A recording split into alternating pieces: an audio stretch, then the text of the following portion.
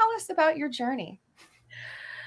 Um, my journey, honestly, if someone asked me about my journey, I would be remiss not to include the fact that for me, it starts at, a young Haitian girl in Port-au-Prince, Haiti, moving to the middle of the US and finding purpose, finding what intentions, life has for me.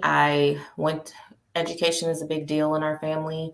I ended up in Springfield by going to Missouri State University and getting my degree. And from there, I went into banking for 18 plus years. And once I got the opportunity to get into nonprofit work through the Minorities in Business, now called the Multicultural Business Association, I hopped on that chance. And from there, I had the opportunity to work with community partnership with the Ozarks as their diversity and equity director for the community of Springfield. So I was able to kind of join those two passions, which is multicultural business owners, so women, veterans, disabled individuals, and my passion for diversity and inclusion. And put them together. And here I am today working with people on not just their small business and hopes and dreams, but also moving our community forward when it comes to inclusion. Yeah, I love that. And why do you think inclusion is important? Because inclusion is all of us. It's you, it's me, it's my children, it's, my future grandchildren, it's the small business owner down the street. It's all of us. And for a long time, we've tried to put it in a box in a very small reach when it's really a lot bigger.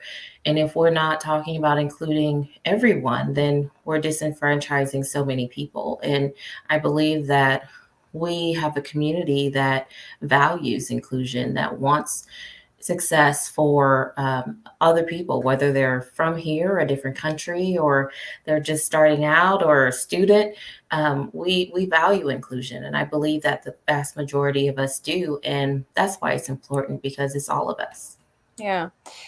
Innovate Her KC, we have a reputation here in the Kansas City area for being an extremely diverse organization. And one of the things that I love about our community is the fact that we have so many different perspectives at the table. Like, I love hearing different stories and different origins and different ways of attacking problems. And so one of the things that we're just highly cognizant of is two things: nothing about us without us is one of the things that we say a lot. But then the other thing that I'm just so aware of is that as an organization, we are only stronger if we bring more people along with us. So thank you for the work that you do. Talk to us a little bit more about, you mentioned that you wanted to get into nonprofits. You even said that during pre-show prep. What is it in your heart, in your brain, in your soul that just attracted you to the nonprofit arena? I was raised to serve. My father still serves in his church as a deacon. Very faith based, rooted upbringing, and servicing others and being of service is something that we were always taught to help others. And for me, coming out of college, I wanted to get in social work actually, and even be an educator. And As you're talking, I'm making faces because I'm like, yay, you're wonderful, but man, those are hard areas to work in. and that's the fact. And I respect people in these positions, but we also, I think it's important as women and just people in leadership, you have to know what your limitations are. Yeah. And I was not built for that. I was not built for the day-to-day ins and outs of social work. I wouldn't have made it. I wouldn't have made it as an educator. Honestly, I lack the patience. I lack the patience when it comes to Same. kids. I have four. Sometimes I volunteer as like a mentor with youth organizations, and I'm like, I breeze in, I do it for a day, and I'm like, that is my limit. Like, I could not do this every day. No, I support my teachers. I'm that parent that you tell me you need markers, I will give you 5 sets. I support those educators. Take my Kleenex. Yeah. You need 2, I'll get you 6. It's just I support them because I know the work is hard, and I appreciate that level of dedication and love for our future generation. But I just knew I just did not have the patience for that, and that my skill sets would be better served somewhere else. And that's and maybe that's why I didn't get into social work, because it wouldn't have been the best avenue for me. So Yeah. I applied for a few jobs and I didn't get it. So and then I ended up in banking. So it was meant to be. Yeah. Uh, so anytime I talk to a social worker, like one of the first things that I ask is like, so who takes care of you? Because anytime you have one of those gigs where it's like just constant laser focus on caring for other people, I'm just like, are you taking care for yourself? And so I actually, that's what I want to ask you. So you mentioned that service has been in you. You know, your family taught you that service mentality. But I know that one of the things that women tends to struggle with is that service mindset. You know, we are always the ones who get the cake for the birthday, get the card signed, clean the kitchen, take care of our teams. And that can be a lot. That can be really, really frustrating. That can be really tiring. It can lead to burnout. How do you make sure to center that service mentality, but still make time to care for yourself? Lauren, I would love to tell you that I'm a professional at that, and I'm not. Or there are, and that's one area as I continue to mature, because I don't think I've arrived in by any means, that I need to work on. I have mentors that I talk to, and the first thing they said is, what did you do for yourself this month or this week? And it's usually like, oh yeah, let me schedule a massage, or let me, and I don't do a great job at that. But I'm getting better. I'm Okay. getting better at the sense that I do stop and say, okay, you know what, instead of rescheduling that, things that we do for ourselves, like, getting your nails done or a pedicure, we think, oh, it's, the expense isn't necessary, but it's for you. So yeah, it kind of is necessary, because we make that sacrifice for our children, for the people that we work with or work for. So yeah, sometimes I have to tell myself, no, you're not going to cancel that nail appointment or that pedicure. You're going to take it. You're going to sit there and you're going to enjoy it. And then you're going to go home and get back to your life. Or yeah, you need to take that 90-minute massage today instead of rescheduling it. So I'm getting better at it. Because I know it's important, and I have people in my life that are reminding me to take care of yourself. So for women that find that hard, I would say get it someone who's you're going to be accountable for, that cares about you, that's going to call you out on it and say, what did you do for yourself this week? Or what did you do for yourself this month? And at least then you kind of get it into your head that this is important. I do need to take that time, and I do need to make sure that I'm taking care of me so that I can take care of others, because it's very important.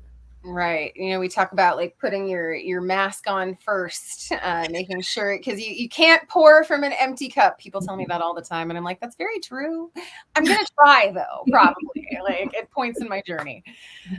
Well, so you mentioned the people around you that can hold you accountable, even to the good things. Like people can hold you accountable to caring for yourself and taking time for yourself.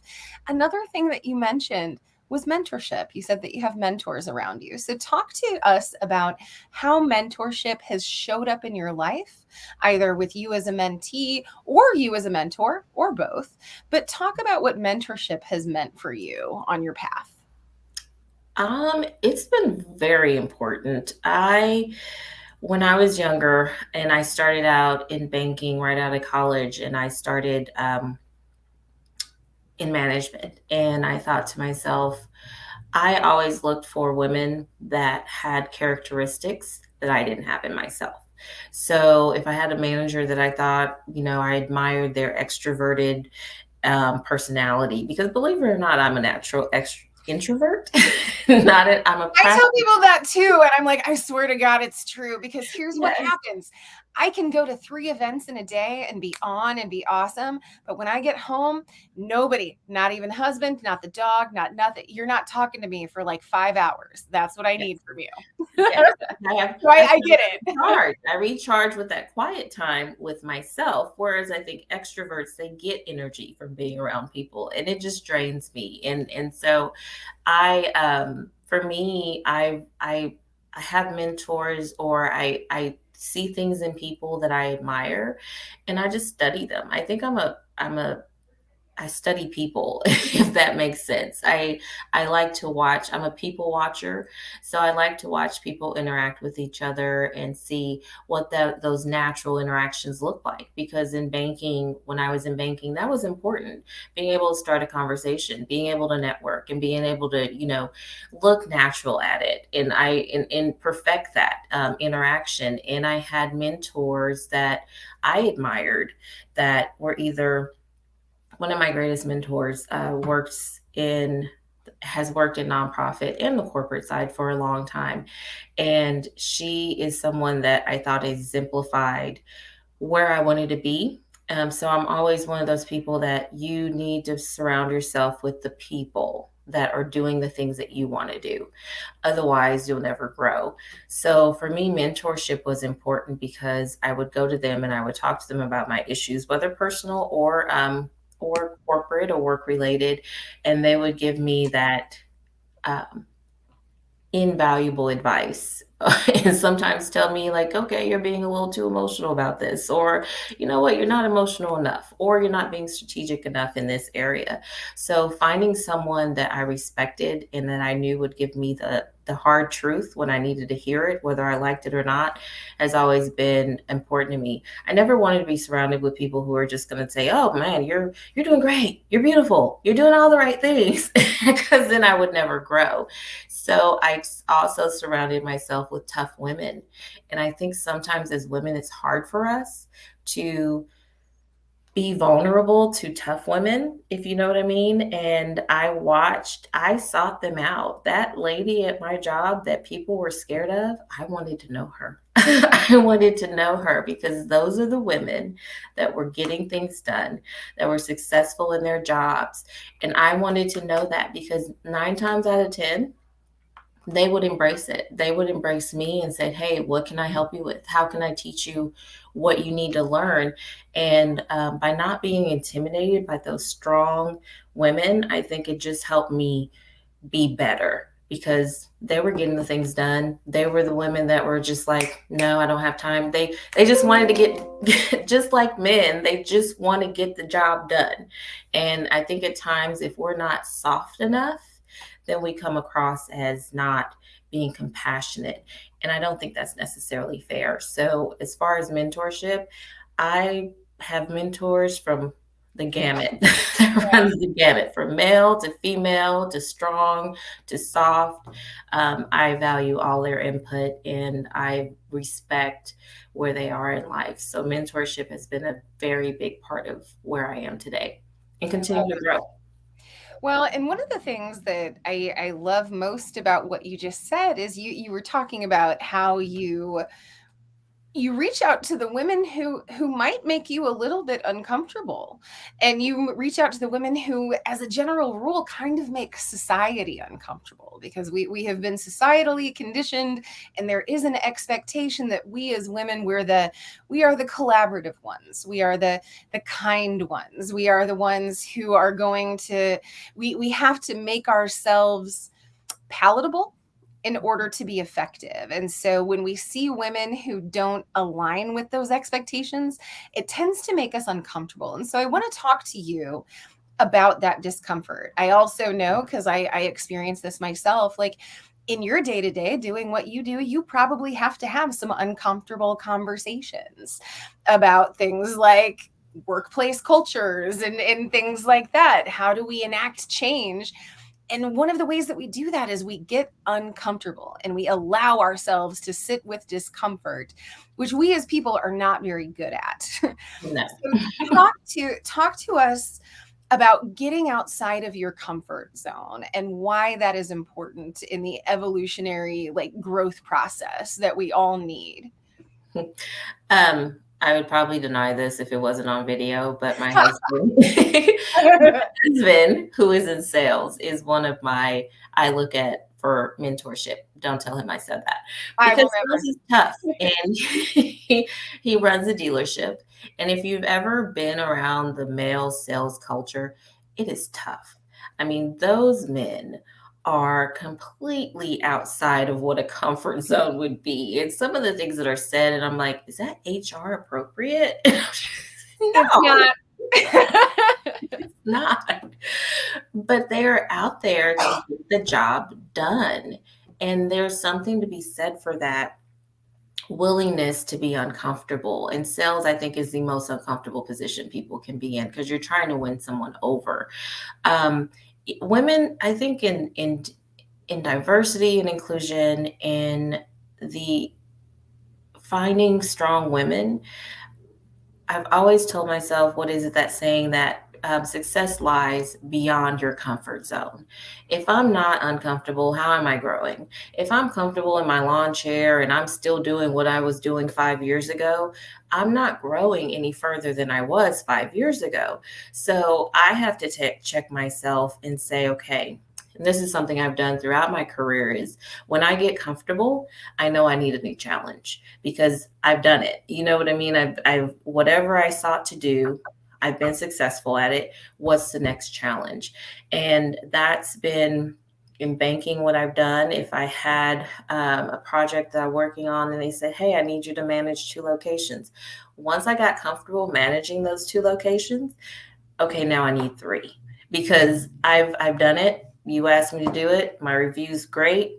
What's my next challenge? So I think for women, for society, we have to be willing to lean into that discomfort to be better, to get better at just not being great leaders as women, but also great human beings. If we're not having those uncomfortable conversations, how can you really say you're growing? You're just in your own little pod, in your own group, and you're just comfortable and happy, and life is going past you. But if we truly want to challenge ourselves to do better, whether it's in life, work, business, that discomfort has to be there because then you know you're learning something. Yeah. Well, I love that. And just a quick little side note, as you were talking, I was like laughing because I actually, one of my career resting places was in the automotive world, automotive sales. And so as you're talking, I'm just like, oh, I bet your husband and I could talk. We could chat because well, and I mean honestly, like I think that there's something called behavioral flexibility.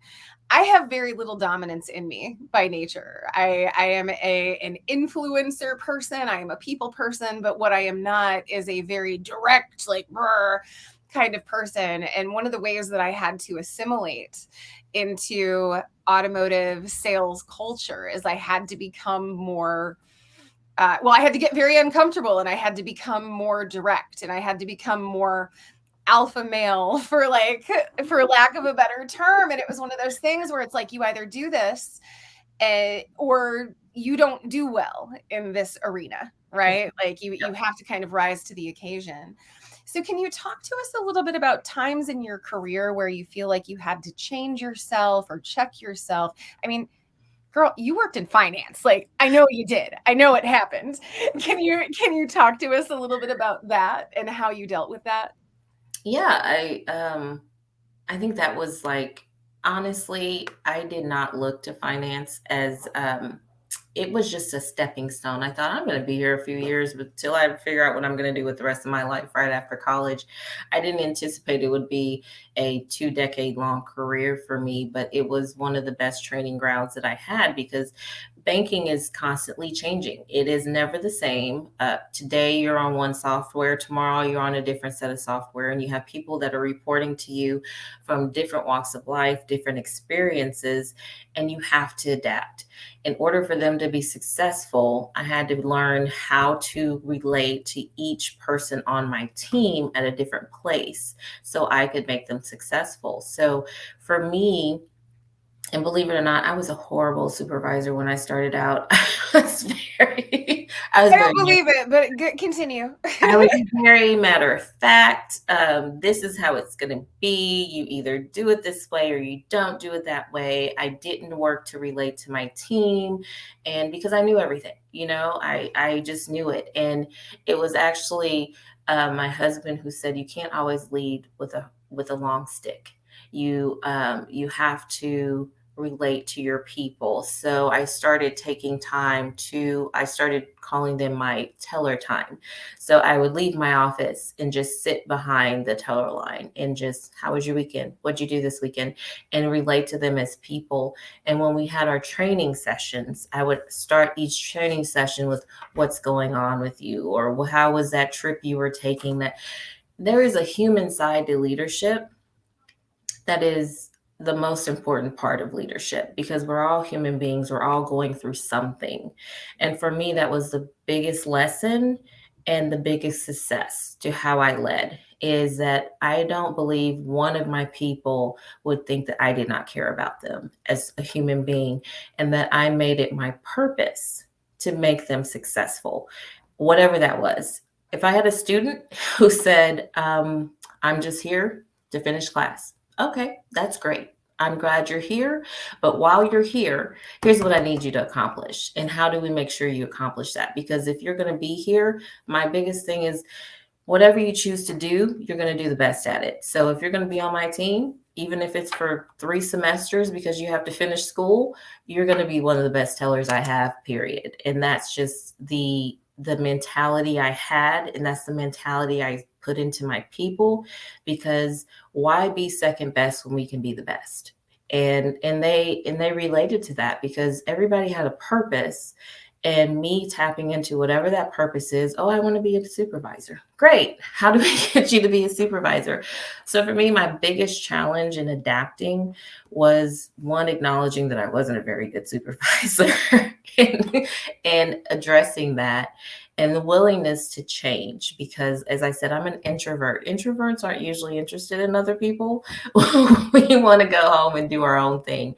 So adjusting that mentality to know why I'm here. I'm here for my team.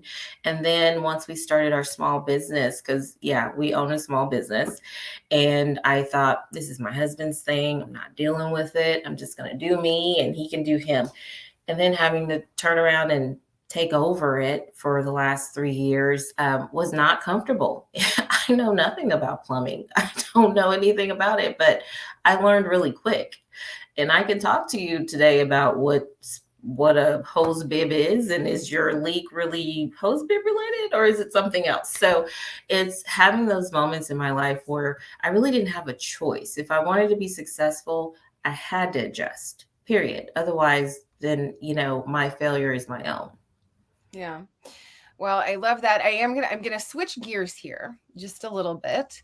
And I want to start to talk a little bit about the conference, because your experiences will inform how you show up in these rooms. And I'm really excited to get into that. So my first question is, why do you think it is important to bring together and convene groups of women? Because we need to see each other. I think as women, we, even the introverts, draw from our each other's experiences. I think we draw from our successes, our failures.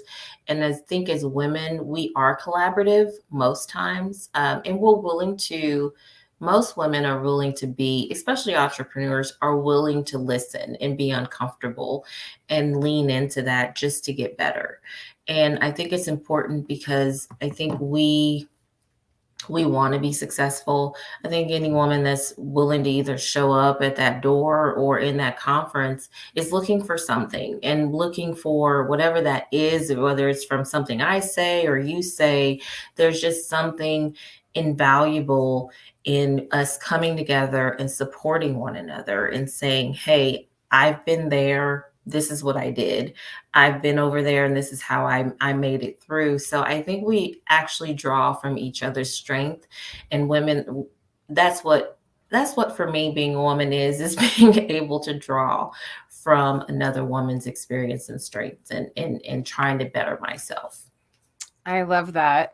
And what do you so each one of us is going to have I believe like kind of an intimate one-on-one fireside chat kind of a session for members who want to come and pick our brains. So if you could, and I know it's going to be difficult because we're not there yet, but like if you could condense it down for us, what is one takeaway that you hope the folks who come to your session, what do you hope they walk away with?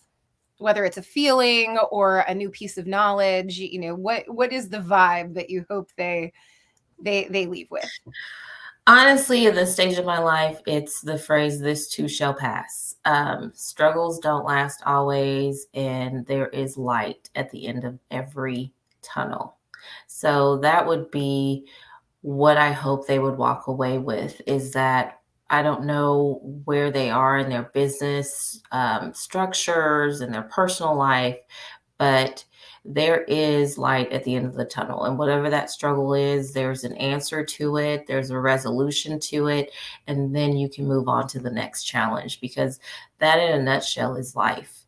It's, as people say, life is going to life itself. Life is lifing. Life is gonna life itself. I like that. I'm probably gonna use that. It's gonna lie. I mean, it's just what it is. And it's our responsibility as women, as mothers, as business leaders, small business owners, is to work through those challenges and be successful, because we do have a lot that hangs on us, as society puts it on us, and it's our responsibility, I believe, to persevere. It's my responsibility as a mother of a young man and girls. I want them to know what success looks like, and that you can make it through it. Yeah.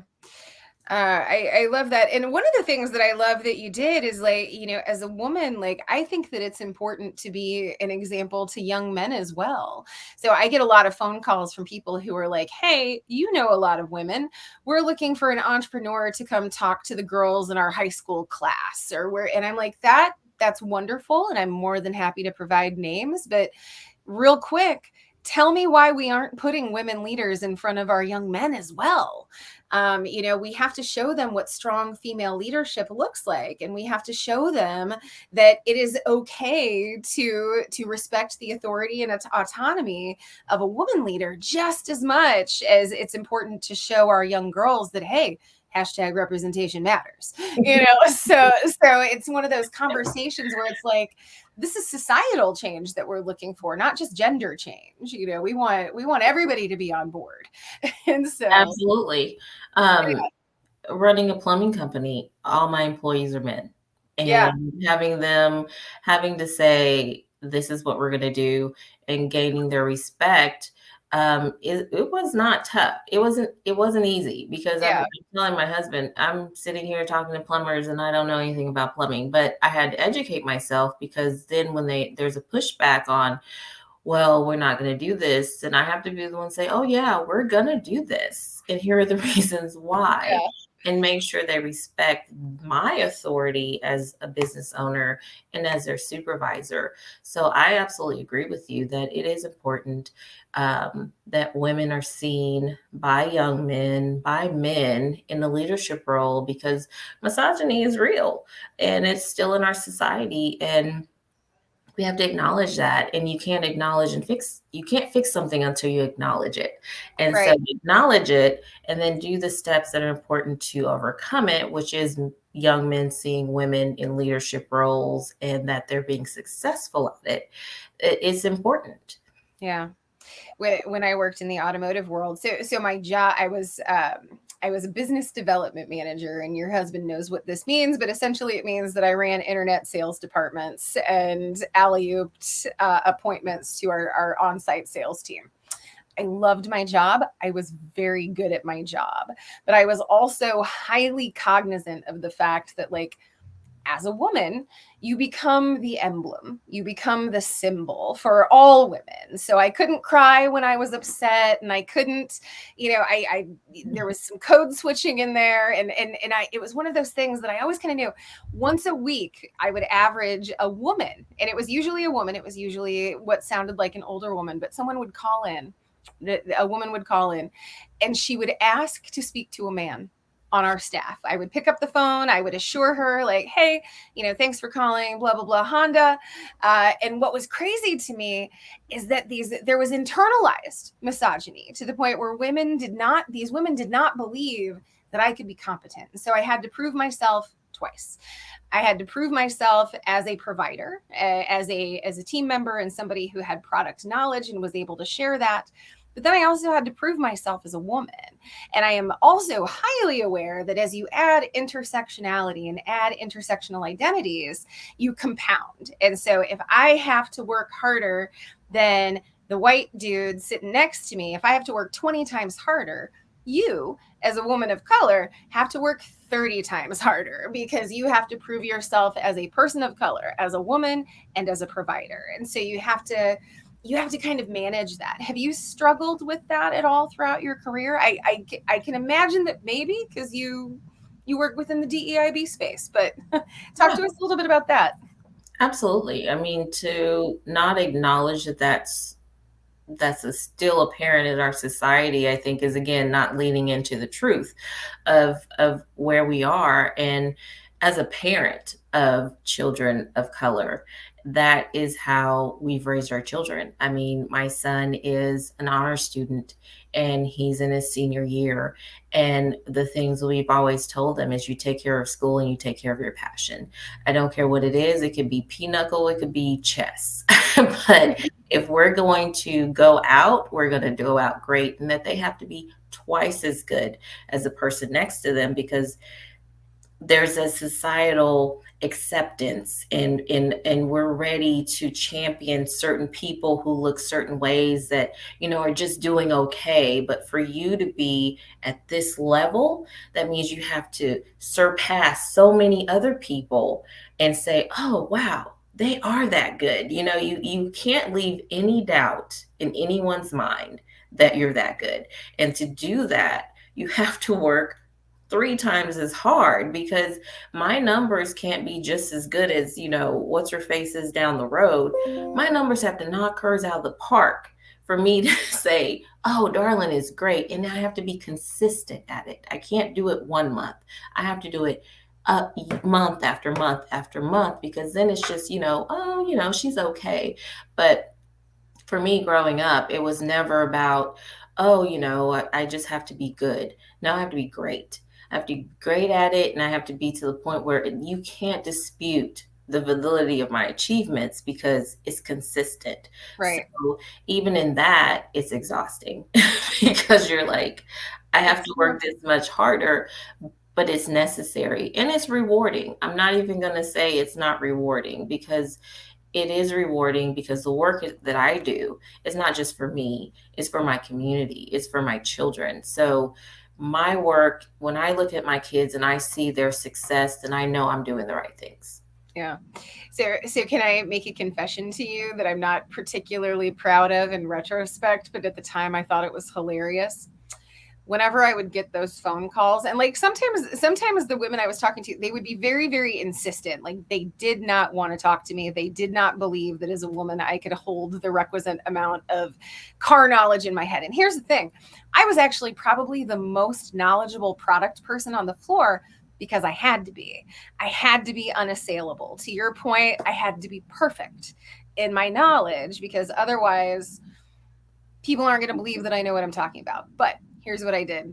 So whenever that would happen, whenever these women would be just like really insistent that they didn't want to talk to me, I would always send them to the newest, dumbest person on the floor. Like the dude, I'll just be like, here, let me just send you to the idiot who has no idea what he's talking about. Have fun with that.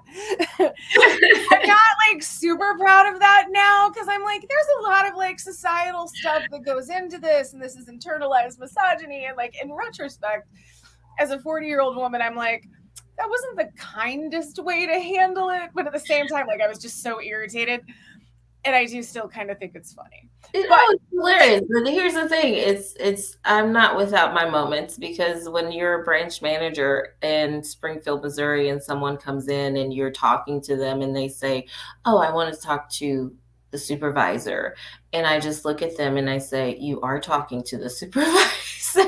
This is what a supervisor looks like. Yeah. And then they're like, well, can I talk to your supervisor? I said, nope, you can talk to me. Yep. And I've had those moments when I've had customers come in and they're just like, I don't want to talk to her. I want to talk to someone else. And I said, they will not talk to anyone else. Next time they come in, you make sure you send them right to me, because there's just, I mean, sometimes you just have to put your foot down. I mean, mind you, I did call my boss and just say, hey, I did it. And I am not going to apologize. Just a heads up.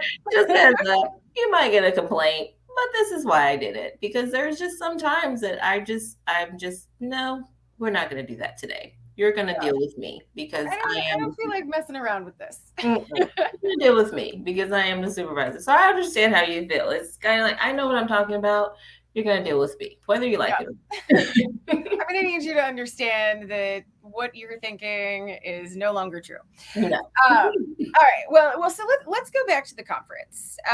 You are an established leader. Do you feel any imposter syndrome around that? Like, do you feel imposter syndrome about hopping up on a stage and talking to people about what an expert you are?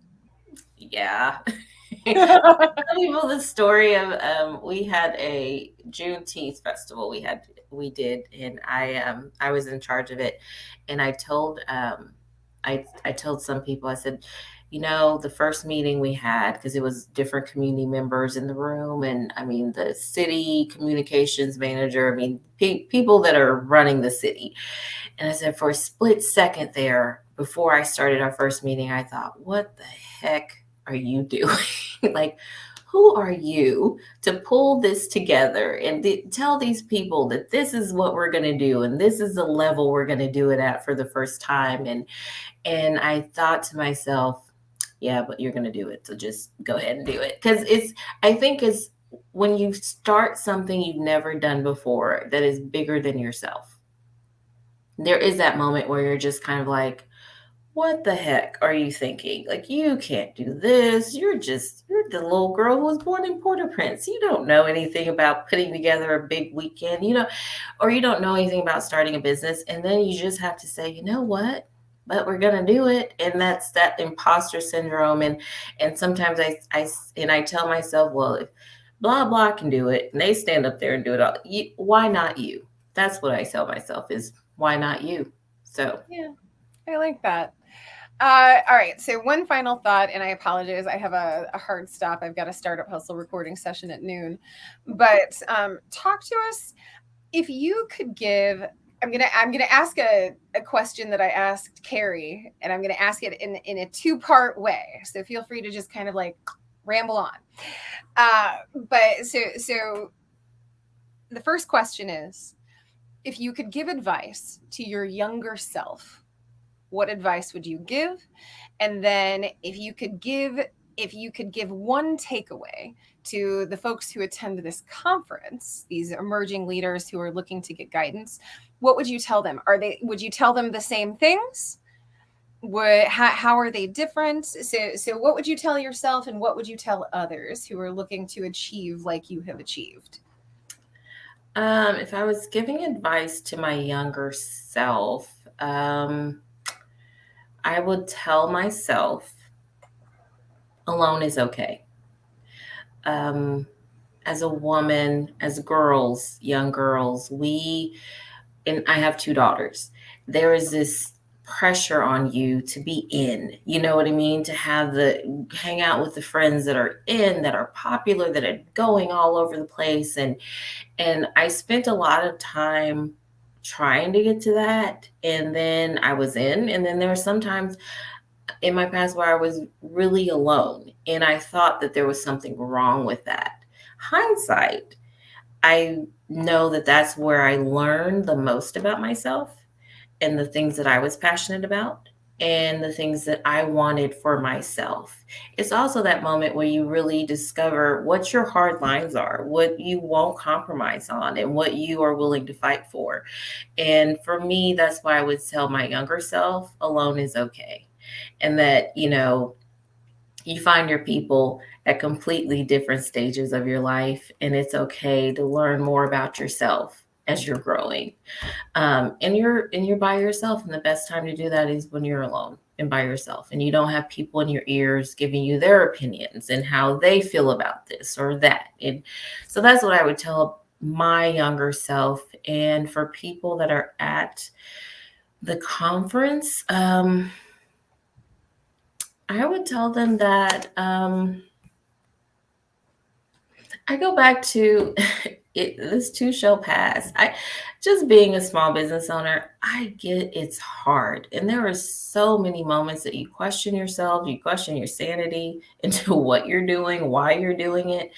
And I just think it's important to understand that, yeah, there is light at the end of that tunnel, and that things do work themselves out in time, and that time is your friend in most cases. So be patient, work your plan your work, and go from there.